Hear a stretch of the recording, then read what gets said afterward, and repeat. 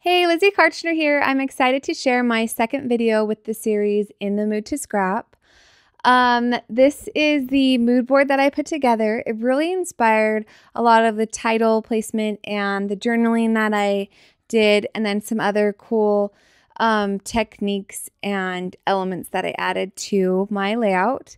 The bottom right under the photos, I'm going to share just a fun resist ink technique and then also just some trial and error of how I put the layout together. For this project, I put together just a random mix of fun products. You'll need a watermark stamp pad, some white embossing powder, some distress inks or paints of your favorite colors. I used some of my Dear Lizzie bits shapes, my fabric strips, some stickers, little pieces of ribbon, and I used Allie Edwards stamp set and a couple of my stamp sets, some white thickers, and then I used white cardstock and a couple of different pattern papers.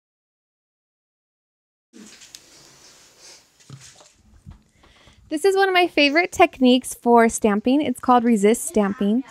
And what you are going to be doing is stamping an image with a embossing stamp pad or embossing or a watermark stamp pad. And then we're going to use embossing powder and heating up the embossed image. And then we are going to use inking to paint on the page, and wherever you actually stamped, it will resist the ink and it will show your image in just a cool way. So I just layered some Allie Edwards stamps on my acrylic block and just like a cool collage of stamps. And I'm just going to hold my photo and see where I want that to show up on my page and then stamp that down. And then I'm going to add some embossing powder. This is white from American Crafts. You can also use clear. It would just do the same job. I figured since it was white cardstock, I just use my white powder. And just make sure it covers the stamped image completely, and you want to do it quickly before the stamp ink dries. And then I'm going to add some other stamps here and there around what I've already stamped.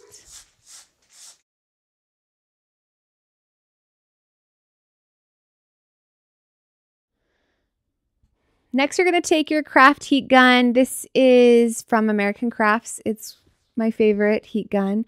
And you're just going to heat up the embossed area, and it becomes shiny and raised off the page and just looks really cool. Just avoid burning your layout like I often do, because I think, oh, it didn't heat up right there, and it did, and then it burns. But yeah, just heat that up, and then we'll be ready to paint. Now we're going to do the painting. I just used my foam brush, and I used Distress reinkers and watered them down a little and tested them on a scrap piece of paper to make sure it's the color that I want. You can do the same technique with paint. You can use any sort of spray inks that you have, and I just used a foam brush, and you just paint it right onto your layout, and it's really cool. It leaves all the embossed areas the color of the embossing powder, and you can just have a lot of fun with it and paint it wherever you want, and you can add more colors and just have fun with it. Next, I'm going to add some Mr. Huey drops. I'm just going to open my bottle and just splatter some ink onto that first layer of turquoise. And I use my napkin just to blot what I've already done, just because I want it to be a little bit lighter color. You can keep adding layers of different colors and different mediums. I stamped with black ink, added just a splash of red Mr. Huey, and then some yellow paint. All right, so going back to my mood board, I want to share a couple ways that I was inspired by the photo on the bottom right and then the photo on the bottom left, and how they jump-started an idea to do something similar with my photos. The first option I tried was I printed love on just a piece of paper, and I cut out each letter, and then I cut out each of my photos the shape of that letter. And I felt like this was kind of busy, and I didn't really end up liking it. I didn't really like the pattern paper and the photos. So I tried adding thickers after reprinting my photos, and I actually like this option better. But I wanted to try one last thing, and I cut out the word home, the height of each of my photos with my silhouette, and I actually ended up liking this option the best, and I decided to go with it. I just liked how it kept it a little bit more simple with the white, and then the photos could still stand out. Next, I'm going to start adding my photos, and first I started on the right side, and I actually used one of my Dear Lizzie fabric strips, the burlap fabric strip, and I cut it in half lengthwise. And I added one strip underneath the photos. And then I added the other half of the strip underneath the top of the photos that you actually can't see. But that way the photo would sit nicely on my page and it would sit even. So it wasn't just really thick underneath the bottom part. And then I added my photo on the left, and I used one of my Dear Lizzie papers. It's these yellow triangles.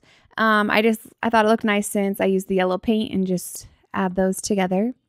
I felt like my photo needed a border around it, and so I used this crepe paper and I cut out the inside of the pattern paper so I just could have the border.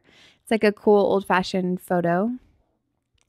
And next I'm going to add my journaling. I was inspired by one of the phrases on my new phrase stamp that I'm coming out with. It's like the date roller stamp, but it's just the phrases. And it says, today we ... And so I did my journaling following that. I did today we and just filled in different sentences about our day. And the photos aren't all on the same day, but our days are all kind of the same. So I just added some things that we do on a daily basis. And then I'm going to add my journaling strips to the left side of the page where it's white. I printed them on white cardstock. I just wanted the page to just have some white space. So even though there's journaling strips, it was still white on white, and it still gives your page some breathing space. At the top of the page, I added some of my fabric brad and then an epoxy brad and other little elements.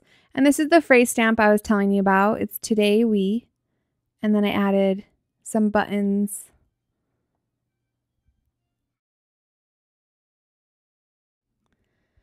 All right, the next step is I just added some stitching around the edge of the border. I just wanted to kind of ground that black border a little bit more and balance it more in with the white. And so I just went all around the outside. I'm kind of a messy sewer, so don't look too closely if you love your sewing really super straight. Thanks for tuning in. If you would like to be entered to win a $10 gift card, post a project trying out the resist stamping technique, and you'll be entered to win that. Thanks for watching.